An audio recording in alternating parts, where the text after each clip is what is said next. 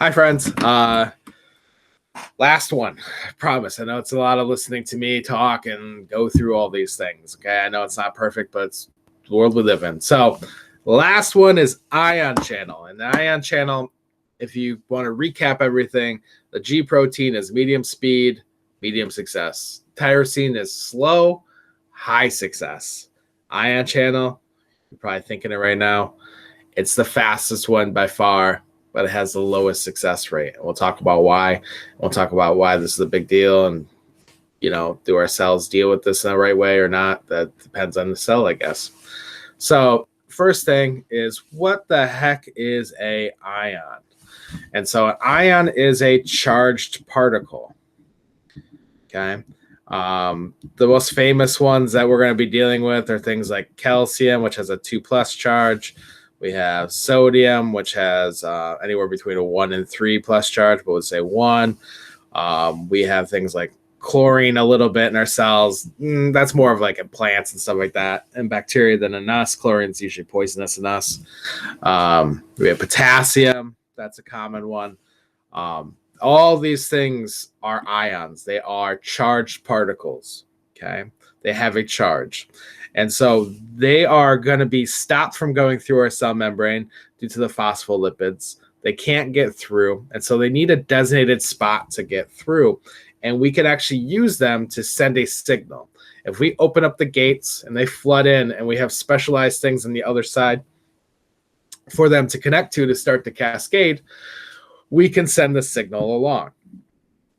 So the first thing we have is we have a barrier. We have 2 proteins here, and we have a ligand coming in. Once that ligand comes in, we can let the ions go through.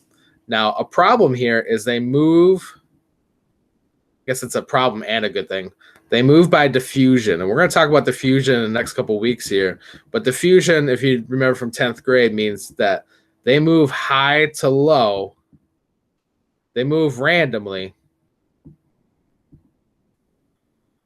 and they require no energy to do this. This is a natural principle of the universe. And so there's a high concentration up here. It's going to move to low. Now, this is a common mistake in science books. I mean, not so much a mistake, just how it's pictured. I do want you guys to realize that it's a high concentration right here. It's also a low concentration over here. So not all of these guys are going to flood through. Some of them are just going to be like, I'm going to go that way. I'm going to go that way. And you can start seeing the flaws of using a random, no energy, high to low chance system to send a signal. It'd be like me deciding to tell a random stranger on the street to go make sure to tell Spencer to do his homework. Like, maybe they run into Spencer. I don't know. Who knows? And so this isn't the greatest system, but it's useful because of this. It requires no energy. And the fact that it requires no energy means, it works some of the time, doesn't work other times, but for the most part, it works. We set it up in a system to try to make sure it works. And I'll show you guys how we do that in a second here. So we go through, these guys come through, and eventually, hopefully, one of them hits the right spot, the thing that we needed to spot, to start the cascade. That's down here. And so this guy right here finally finds where he needs to go, connects with him, and the cell response starts. And so some things about our ion channels right away is it is very fast. If you want to know, this is how your nerves work. And obviously, you think something and it happens. Like, I want to move my hand moves. I think about writing something down, my hand moves that thing. There's not a lag time here. It's fast.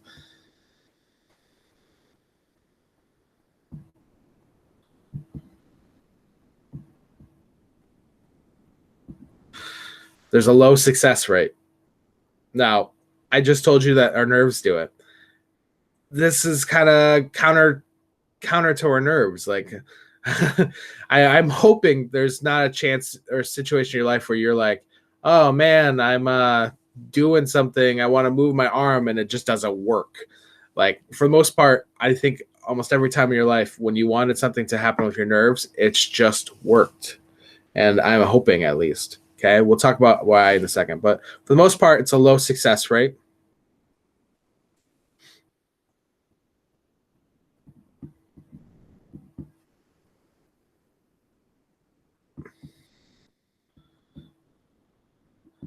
tell I'm not an English teacher. I don't know if it's imbalance or unbalance, whatever. It creates an imbalance. So there was a charge out here, whatever ion it is, say it's sodium. So there's a positive charge out here, a negative charge here. They flood in. We're creating an imbalance from what actually existed. Okay, it's creating a new charged particle system here. It's not the same through all of these guys now. Everything's changed. So it creates an imbalance. So we have to reset that. So there has to be a process to reset this. We're going to talk about this with our nerves later in the year, but our bodies use something called action potentials for nerves and muscles to reset. Okay.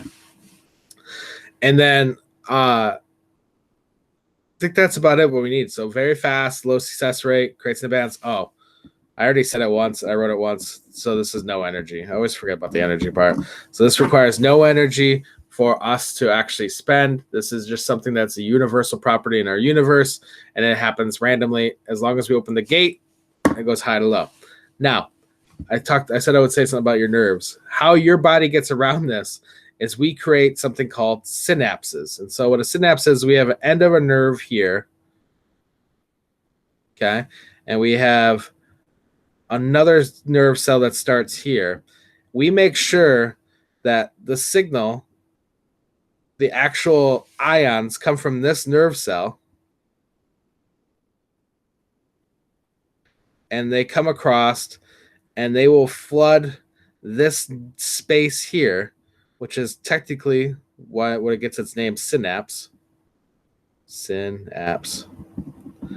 It floods this closed space, and there's not really a chance for these ions, I'll use X's because X's make more sense, for these ions to go anywhere but this way. So some ions will go that way, but for the most part, they float down and they start the signal in this nerve here. Now, this requires no energy. If you want to look up some really crazy things, you can actually put ions on dead muscles, and they'll work. And so if you want to YouTube something, YouTube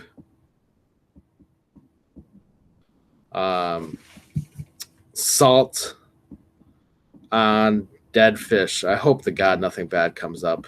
Something bad comes up and I get fired. I'm sorry. But salt on dead fish, and what happens is salt is an ion. We set that up here, sodium. Sodium gets on the muscle. It requires no energy, so they could still work. So these ion channels still work. And what ends up happening is the synapses fire, and if you put salt on a dead fish, it will literally start swimming or start moving. And so if you saw any muscle, we can do this with even humans. That's kind of creepy. But if you put salt on a human muscle, it will start twitching even if the person is dead.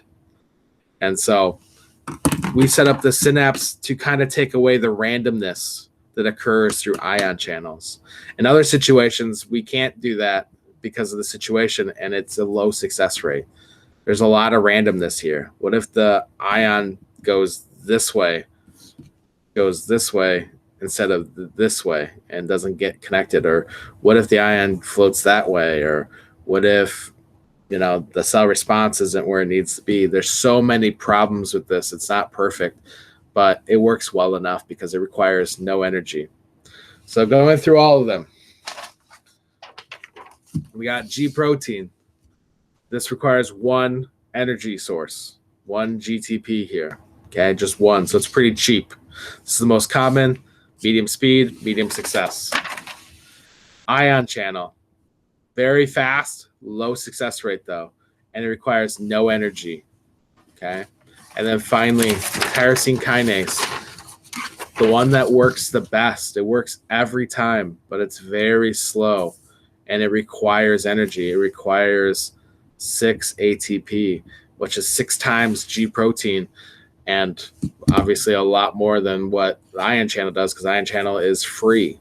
So everyone's a little bit different. Each one has their own success rate and their own problems and good things about them, pros and cons. I hope these kind of helped you kind of understand them. Tuesday, we're going to go through, we're going to draw these as a group. We're going to talk about them. We're going to give you different situations, why you would use different ones in different places, and things like that. So I hope this is informational. I hope you guys did well. If you have any questions, please let me know.